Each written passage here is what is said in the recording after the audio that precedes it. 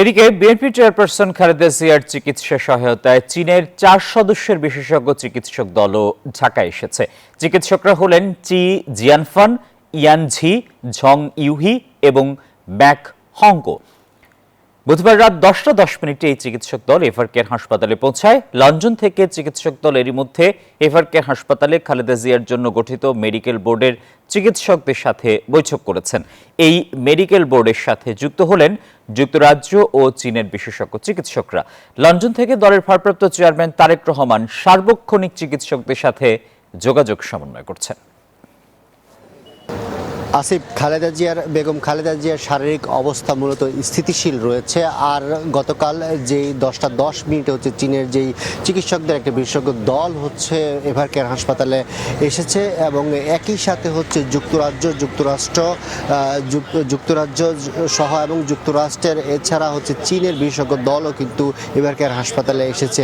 আর এই যে 3টি মেডিকেল যে বোর্ড এবং বাংলাদেশের যে মেডিকেল দল, এই সব দলের পরামর্শ এবং সহায়তায় কিন্তু বর্তমানে বেগম খালেদা জিয়ার চিকিৎসা চলছে। আপনি জানেন যে 23 নভেম্বর যখন তিনি ফুসফুসজনিত এবং ডায়াবেটিক সহ অন্যান্য যে রোগগুলো বা বার্ধক্যজনিত কারণে যে রোগগুলো দেখা দিয়েছে, এর পরে যখন তিনি শারীরিক অসুস্থ হয়ে পড়েন তখন তাকে এভারকেয়ার হাসপাতালে ভর্তি করা হয়। এরপরে যখন পরিস্থিতি একটু অবনতি হয় তখন কিন্তু তাকে ভেন্টিলেশনে দেওয়া হয়। সেখানে তাকে এখন পর্যন্ত কিন্তু তার চিকিৎসা চলমান রয়েছে। আর আপনি জানেন যে গতকাল সন্ধ্যার দিকে প্রধান উপদেষ্টা এভারকেয়ার হাসপাতালে এসেছেন। একই সাথে এভারকেয়ার হাসপাতালে এসে তিনি সরকারের পক্ষ থেকে বেগম খালেদা জিয়ার চিকিৎসার জন্য সার্বিক সহায়তার আশ্বাস দিয়েছেন। একই সাথে তিনি দেশবাসীর কাছে দোয়া চেয়েছেন।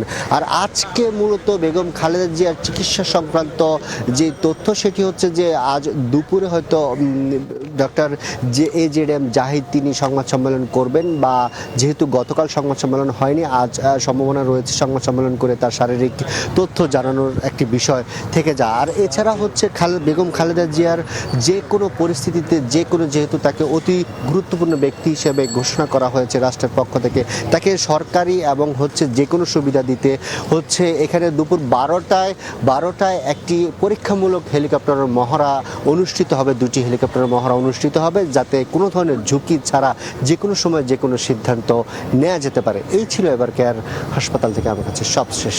আসিফ, আরিফ, আপনাকে ধন্যবাদ। পদ্মা সেতু, মেট্রো রেল এবং এলিভেটেড এক্সপ্রেসওয়ে নির্মাণের গর্বিত অংশীদার বসুন্ধরা সিমেন্ট।